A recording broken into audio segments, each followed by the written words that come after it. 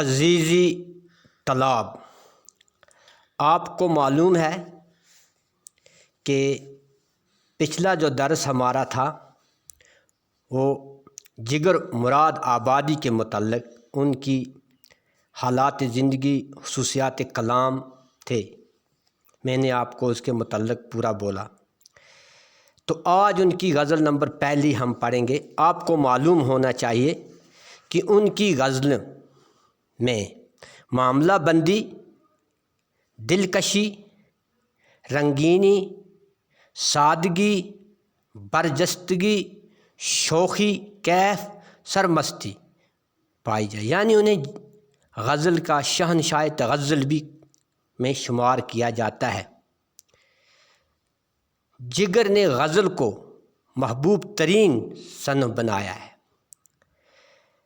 جگر کے متعلق آپ کو پوری جانکاری ہے تو آپ اپنا یوٹیوب بھی نکال کر دوبارہ اس پہ آپ دیکھ سکتے ہیں۔ تو آپ اپنی درسی کتاب کا صفحہ نمبر 133 نکالیں تو اس میں اس کی 2 غزلیات ہیں جگر کی۔ جگر کا اصلی نام علی سکندر تھا۔ تو یہ غزل نمبر پہلی آج ہم پڑھیں گے۔ غزل نمبر پہلی میں جو ہے ہماری درسی کتاب میں، نصابی کتاب میں، اس میں 5 اشعار ہیں۔ غزل مطلع سے شروع ہو کر مقطع پر ختم ہوتی ہے۔ تو غزل کا پہلا اشعار جو ہے تو میں پہلے پہلا اشعار پڑھوں گا تو اس کے بعد اس کی تشریح کریں گے۔ کیا ہاک سیر کیجئے دنیائے رنگ بو کی، مہلت نہ آرزو کی، فرصت نہ جستجو کی۔ شاعر جگر مراد آبادی اس شعر کے اندر جو مطلع سے شروع ہوتا ہے، آپ کو معلوم ہے اس میں مطلع بو اور جستجو ہے، جس میں یعنی قافیہ اور ردیف۔ قافیہ آپ کو معلوم ہے بو اور جستجو ہے، ردیف جو ہے وہ کی ہے کی۔ شاعر فرماتے ہیں یہ دنیا جس میں ہم رہتے ہیں ایک چمن کی مانند ہے، یعنی یہ دنیا جو اللہ نے بنائی ہے یہ خوبصورت، حسین، رنگین ہے۔ اس کا حسن، اس کی خوبصورتی انسان کے دل کو لبھا لیتی ہے،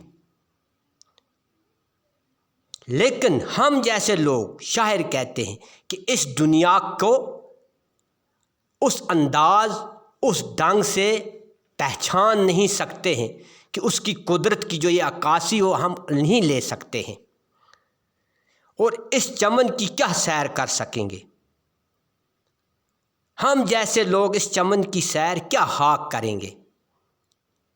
ہم تو گردش ایام میں اس قدر الجھے ہوئے ہیں، ذہنی مسائلوں میں، پریشانیوں میں الجھے ہوئے ہیں۔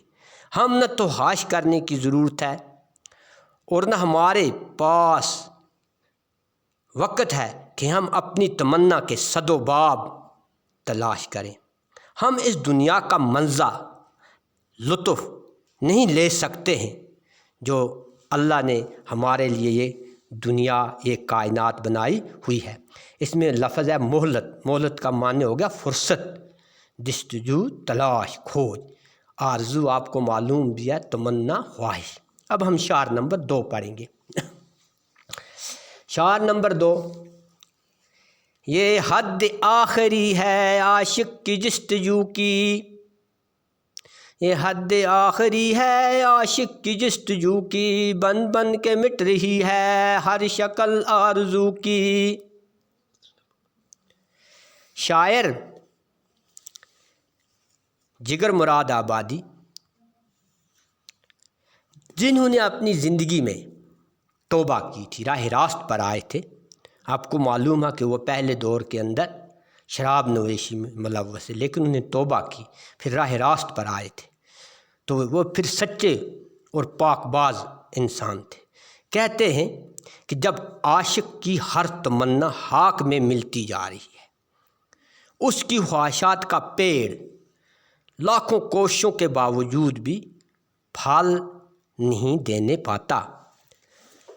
عاشق آرزو کی جو بھی تصویر بناتا ہے اس کی قسمت ایسی ہے کہ وہ مٹ کر رہ جاتی ہے۔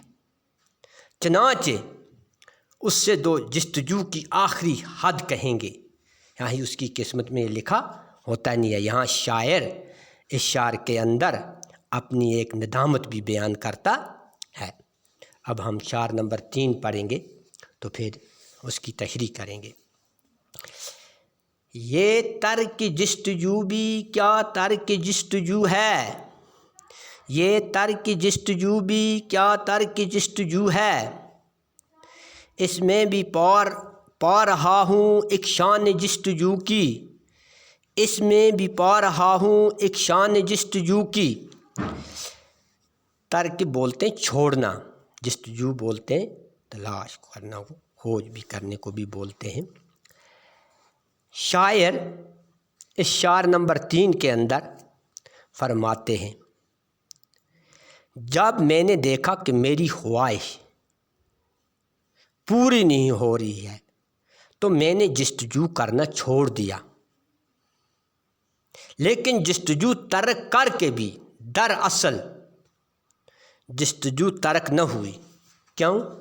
وجہ کیا ہے؟ یہاں سوال ہے کرتا ہے۔ جو سچا عاشق ہوتا ہے وہ اپنے محبوب کی تلاش کو ترک نہیں کر سکتا ہے، وہ تو کوشش کرے گا لیکن اس سے محبوب ترک نہیں ہو سکتا ہے، چھوٹ نہیں سکتا ہے، چھوٹ نہیں سکتا ہے۔ تو اب ہم شعر نمبر 4 پڑھیں گے۔ مایوس ہو کے پلٹیں جب ہر طرف سے نظریں،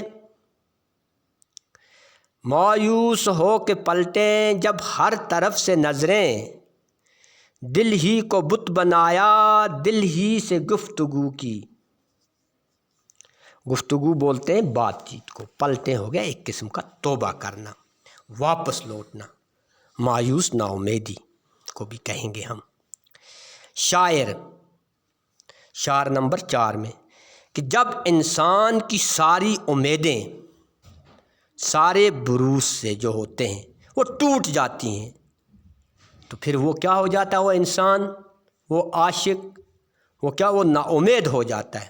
تو پھر انسان کے سوائے اس کے اور کیا کر سکتا ہے؟ وہ کہ اپنے دل سے ہی باتیں کرتا رہتا ہے، دل کی باتیں کرتا ہے، کیوں وہ نامود ہوا ہوتا ہے، جس کی تلاش میں وہ ہوتا ہے وہ اس سے مل نہیں پاتا، پھر وہ نامید ہو جاتا ہے، پھر وہ اپنے آپ سے کیا باتیں کرتا ہے۔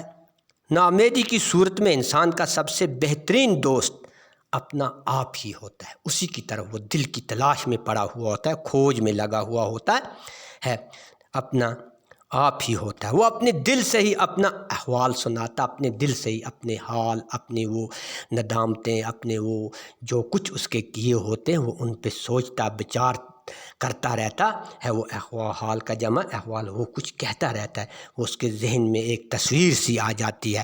وہ سب کچھ انسان اگر تنہا میں جا کے بیٹھے تو بھی انسان کو اپنا وہ سب کچھ اپنے دماغ کے اندر وہ سما جاتا۔ اس طرح شاعر کے دماغ میں بھی یہ سمایا، کیونکہ وہ ایک راہ راست کی طرح پلٹ کر آئے تھے۔ اب ہم شعر نمبر 5 غزل کا آخری شعر، جس میں شاعر نے اپنا مکتب بھی بیان کیا ہے کہ شاعر جو تخلص اختیار کرتے تھے وہ جگر ہے، تو انہوں نے شعر میں یہ بھی بیان کیا ہے۔ تو خوب جانتا ہے او جان و دل کے مالک، تو خوب جانتا ہے او جان و دل کے مالک، ہر حال میں جگر نے تیری ہی آرزو کی۔ اس شعر کے اندر جگر مراد آبادی کا دل پلٹا ہوا ہے، توبہ کی طرف آیا ہوا ہے، کیا راہ راست کی طرف آیا ہوا ہے، تو وہ اپنے محبوب سے کہتا ہے، شاعر اپنے محبوب سے مخاطب ہو کر فرماتا ہے، یعنی راہ راست پر آیا ہوا ہوتا ہے کہ اے میرے جان و دل کے مالک، محبوب سے مخاطب اللہ سے، تم اچھی طرح یہ جانتے ہو کہ جس حال میں میں رہا میرے دل میں تیری ہی آرزو رہی، آپ ہی کی تمنا، آپ ہی کی خواہش، گویا تمہاری تمنا میرے دل سے کسی حال میں کم نہیں ہو سکتی ہے، اور میرے جگر کی، میری تمنا اور آرزو اور خواہش آپ ہی کی، میرے محبوب ہی کی خواہش تھی، اس کے بغیر کوئی نہیں۔ تو آج یہ غزل ختم ہوئی، تو کل انشاءاللہ ہم غزل نمبر 2 پڑھیں گے۔